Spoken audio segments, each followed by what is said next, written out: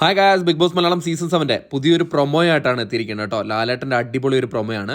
അതുകൊണ്ട് തന്നെ ഇതുപോലുള്ള പ്രൊമോ അപ്ഡേറ്റുകൾക്കായിട്ട് നമ്മുടെ ചാനൽ സന്ദർശിക്കുക. ചാനൽ സബ്സ്ക്രൈബ് ചെയ്തില്ലെങ്കിൽ ദയവ് ചെയ്ത് ചാനൽ ഒന്ന് സബ്സ്ക്രൈബ് ചെയ്ത് കാണുക.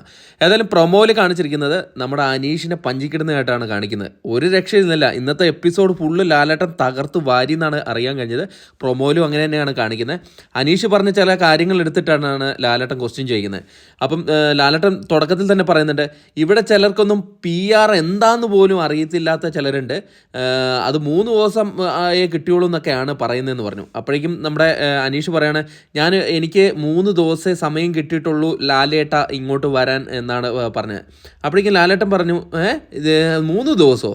അപ്പം PR കുറിച്ചൊന്നും അറിയില്ല, 3 ദിവസമേ കിട്ടിയുള്ളൂ. ഞാൻ തെളിവ് എടുത്തിടട്ടെ എന്ന് ലാലേട്ടൻ ചോദിക്കുന്നുണ്ട്. എന്നിട്ട് ലാലേട്ടൻ പറയാണ്, നിങ്ങൾക്ക് ഞങ്ങൾ 12 ദിവസമാണ് തന്നത് എന്നാണ് പറയണത്. അപ്പോഴേക്കും അത്രയ്ക്കൊന്നും ഇല്ല ലാലേട്ട എന്ന് അനീഷ് പറയുന്നു. അത്രയ്ക്കൊന്നും ഇല്ല എന്ന് പറയുമ്പോൾ തന്നെ അവിടെ പൊളിഞ്ഞു, കഥ അവിടെ പൊളിഞ്ഞു.